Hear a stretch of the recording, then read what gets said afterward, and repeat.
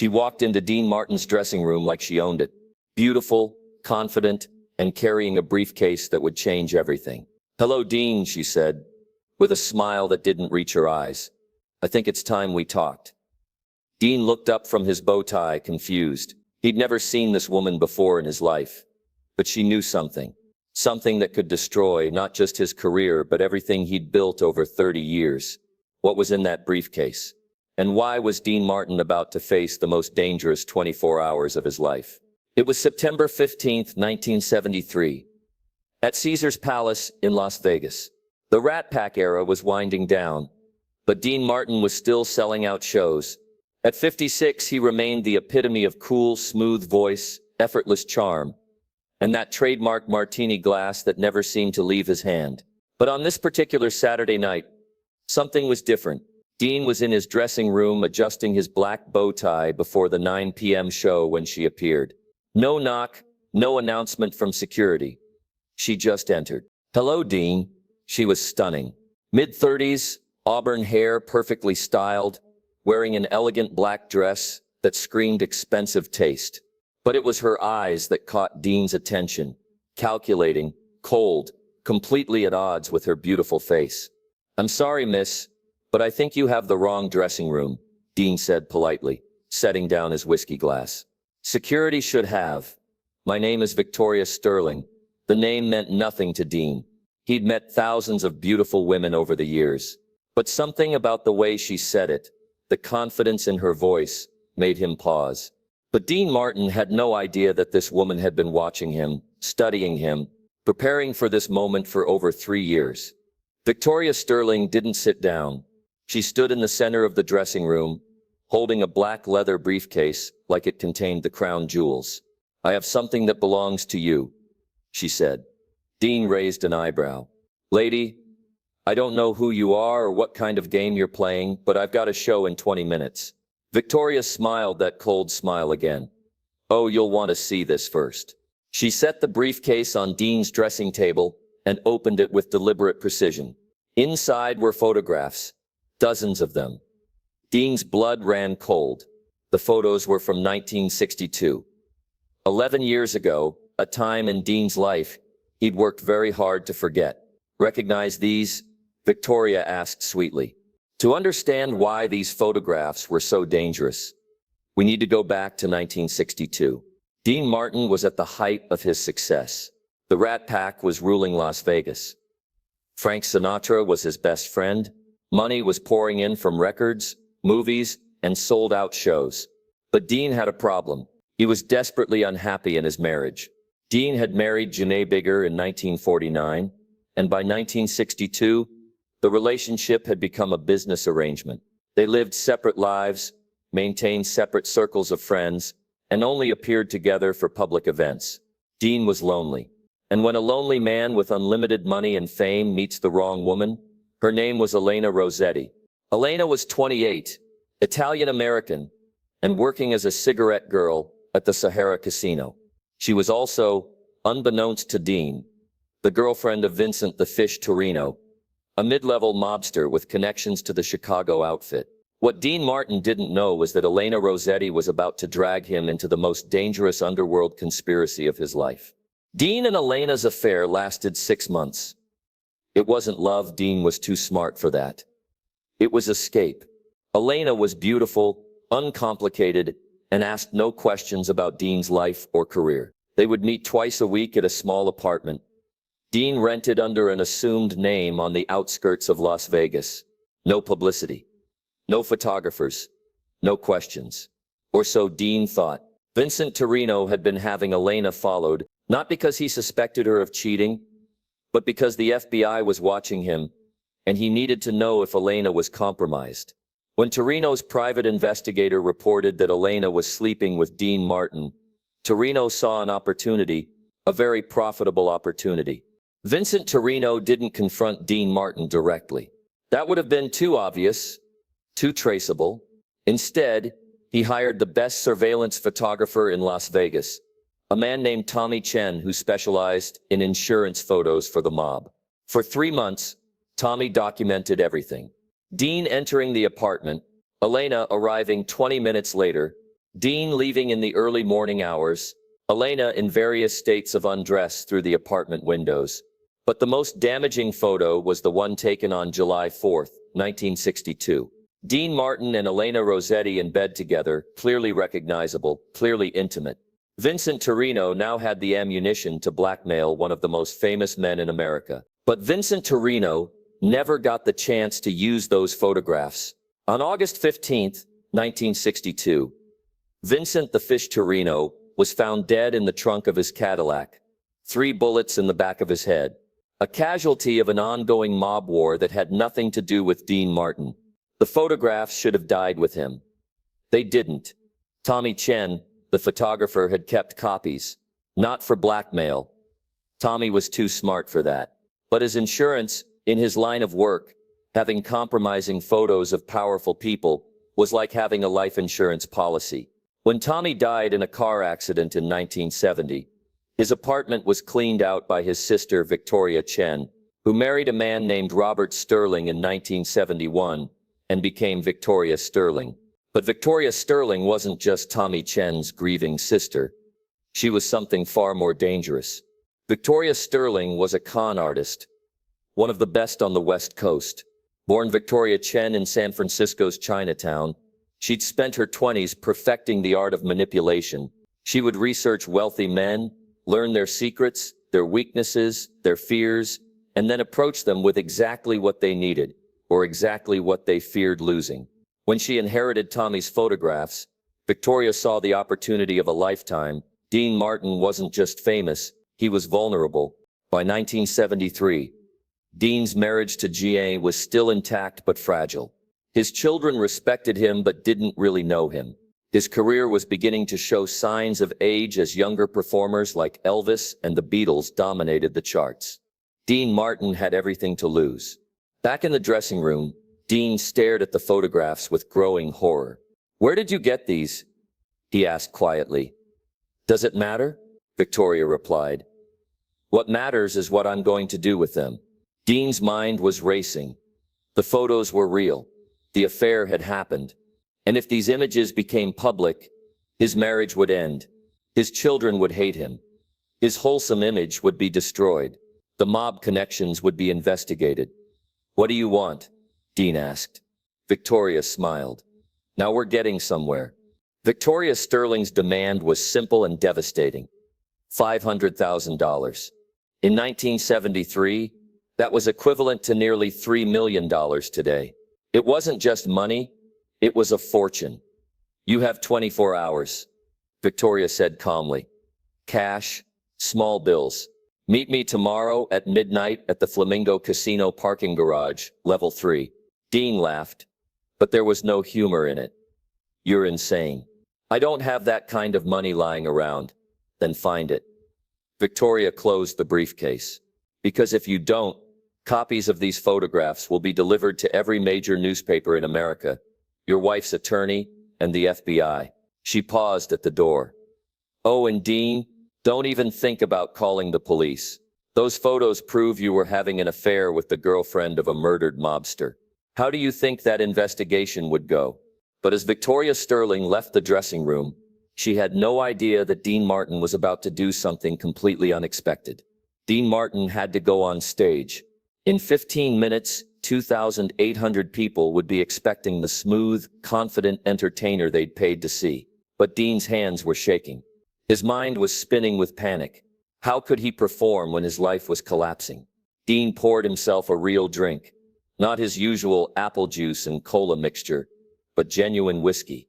He downed it in one gulp, then poured another. When his stage manager knocked, Dean walked out like nothing had happened.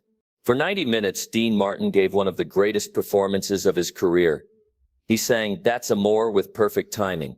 He told jokes that had the audience roaring with laughter. He bantered with the band, flirted with women in the front row, and projected that effortless coolness that had made him a legend. But inside, he was dying. Every song reminded him of what he stood to lose. Every laugh from the audience felt like mockery. When he sang "Everybody Loves Somebody," Dean thought about his wife, his children, his reputation, everything that would be destroyed if those photographs became public. During the final song, Dean spotted Victoria Sterling in the audience. She was sitting at a corner table, watching him with those cold, calculating eyes. When Dean caught her gaze, she raised her champagne glass in a mock toast. The message was clear. I own you now. After the show, Dean went straight to his penthouse suite at Caesar's Palace. He didn't sleep. He paced the floor, chain-smoking cigarettes, and trying to figure out his options. Option 1. Pay the money. Dean could probably raise $500,000, but it would require liquidating investments, borrowing against future earnings, and asking questions he didn't want to answer. And what guarantee did he have that Victoria wouldn't ask for more money next year or the year after that? Option 2. Call her bluff. Dean could refuse to pay and hope Victoria was lying about releasing the photos. But the risk was enormous. If she followed through, Dean's life would be over. Option 3. Fight back. This was the option Dean kept coming back to. Victoria Sterling was a blackmailer. She was a criminal. And Dean Martin hadn't survived 30 years in show business by rolling over for bullies. But how do you fight someone who holds all the cards? At 4 a.m., Dean made a decision. He picked up the phone and dialed a number he hadn't called in 5 years. Nikki? It's Dean Martin. I need a favor. What Dean Martin was about to do would either save his career or get him killed. Mickey Cohen was a former mob boss who'd gone semi-legitimate in his later years. More importantly, he owed Dean Martin a debt. In 1968, Dean had performed at a charity event for Mickey's nephew, who was dying of cancer. Dean had refused payment and spent hours at the boy's bedside, singing songs and telling stories. When the boy died, Dean paid for the entire funeral. Mickey Cohen never forgot kindness like that. What do you need, Dean? Mickey asked.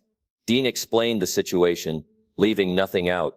The affair, the photographs, the blackmail demand. When Dean finished, there was a long silence. This Victoria Sterling, Mickey said finally. I'll make some calls. Within 6 hours, Mickey Cohen's network had compiled a complete dossier on Victoria Sterling. Real name Victoria Chen. Age 34. Criminal record, multiple arrests for fraud, no convictions, known aliases. Victoria Liu, Victoria Martinez, Victoria Romano. Modus operandi blackmail, using manufactured or stolen compromising material. Current status, wanted by the LAPD for extortion. But the most interesting information was about her recent activities.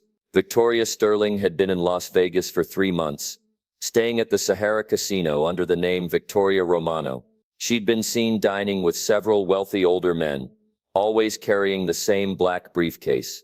Dean Martin wasn't her first target. He was just her biggest. Mickey Cohen's plan was elegant in its simplicity. She wants to meet you at midnight in the Flamingo parking garage, Mickey said. Perfect. Isolated location. Multiple exits, easy to control. Dean would show up as scheduled, but he wouldn't be alone. Mickey's people would be positioned throughout the garage. Hidden cameras would record everything, and most importantly, they would have evidence of Victoria's other blackmail schemes ready to present to the FBI. We're not just going to stop her, Dean. We're going to destroy her. September 16th, 1973, 11:45 p.m. Dean Martin arrived at the Flamingo parking garage 15 minutes early. He carried a briefcase identical to Victoria's, but instead of photographs, it contained newspaper clippings, police reports, and documented evidence of Victoria Sterling's criminal activities. Dean was nervous, but he was also angry. This woman had threatened everything he'd worked for. She'd tried to destroy his family, his career, his life, and Dean Martin was not a man who accepted defeat quietly. Victoria Sterling arrived exactly at midnight. She was wearing a different dress, but carrying the same black briefcase. In the dim garage lighting, she looked like a film noir villain, beautiful and dangerous. I wasn't sure you'd come, she said. Did you bring the money? Victoria asked. Dean held up his briefcase. Did you bring the photographs? Victoria smiled and opened her case. Inside were the original photos, plus what appeared to be hundreds of copies. Insurance, she said. Just in case you were thinking of doing something stupid, Dean nodded slowly. You're very thorough. I have to be. This is my business. Speaking of your business, Dean said, I did a little research. Dean opened his briefcase and pulled out a police report. Victoria Chen, aka Victoria Romano, aka Victoria Sterling, currently wanted in connection with the extortion of businessman Harold Morrison. Amount demanded $200,000. Victoria's confident smile faltered slightly. Dean pulled out another document. Then there's the blackmail case involving oil executive Thomas Richards. You demanded $300,000 from him using fake photographs of an alleged affair. Now Victoria looked nervous. And my personal favorite, Dean continued, the insurance fraud scheme where you claimed your brother died in a car accident to collect his life insurance, when Tommy Chen actually died of a drug overdose in his apartment. Victoria Sterling's face had gone pale. I don't know what you're talking about, she said, but her voice lacked its earlier confidence. Actually, you do, said a new voice. FBI agent Robert Crawford stepped out from behind a concrete pillar, badge in hand.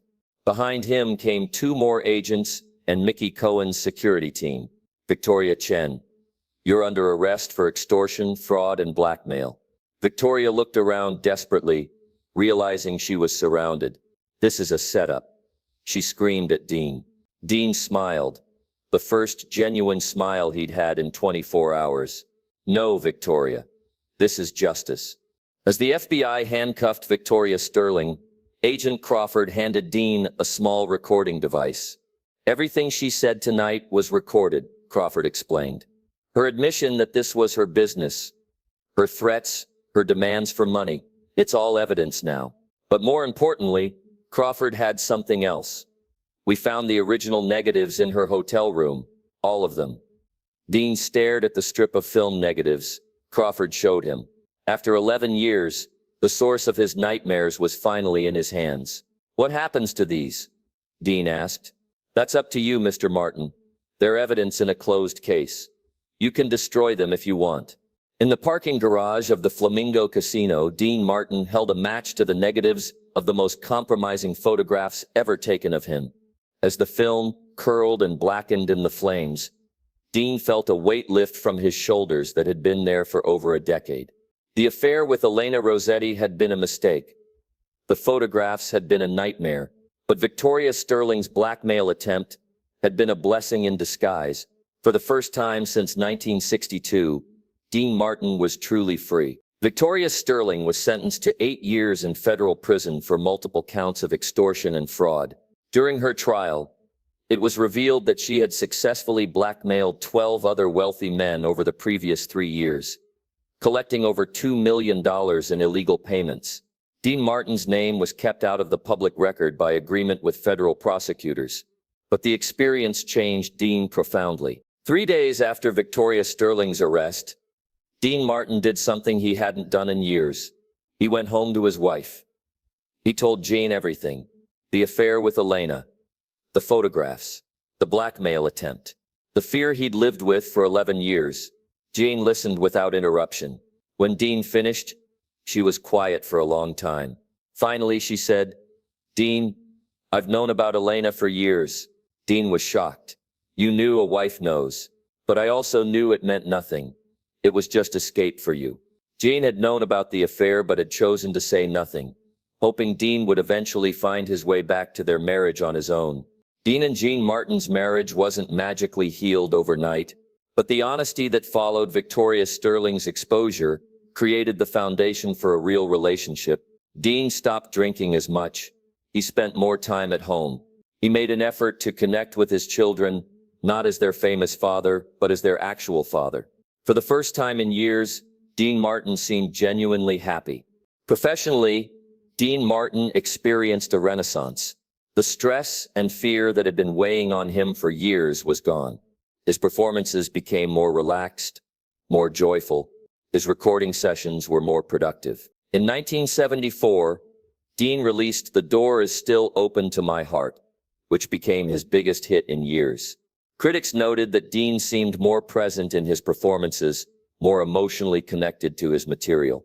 They had no idea how accurate that observation was. The Victoria Sterling incident taught Dean Martin something valuable about secrets and shame. The things we hide have power over us only as long as we keep them hidden. Dean had spent 11 years being controlled by the fear of exposure. But when the worst happened, when someone actually tried to use his secrets against him, Dean discovered that facing the truth was far less painful than living in fear of it. Years later, when Dean Martin was in his 70s and his performing days were behind him, a reporter asked him about the secret to his longevity in show business. Dean thought for a moment, then smiled that famous smile. "I learned that you can't perform honestly until you're willing to live honestly. For a long time, I was playing a character, even off stage. It wasn't until I stopped hiding from myself that I could really connect with an audience." The reporter didn't understand the deeper meaning of Dean's words, but Dean did. Victoria Sterling had tried to destroy Dean Martin by exposing his secrets. Instead, she'd freed him by forcing him to face them. The woman who tried to destroy Dean Martin actually saved him. Victoria Sterling's blackmail attempt forced Dean to confront the parts of his life he'd been running from.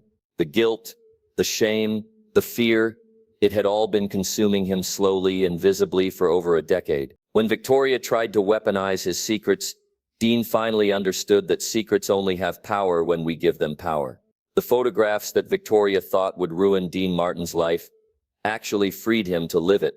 Dean Martin died on December 25, 1995, at age 78. At his funeral, Dean Martin spoke about their marriage and the trials they'd overcome together. She never mentioned Elena Rossetti or Victoria Sterling by name, but she did say this: "Dean learned that love means choosing each other every day, especially after mistakes. We all make mistakes.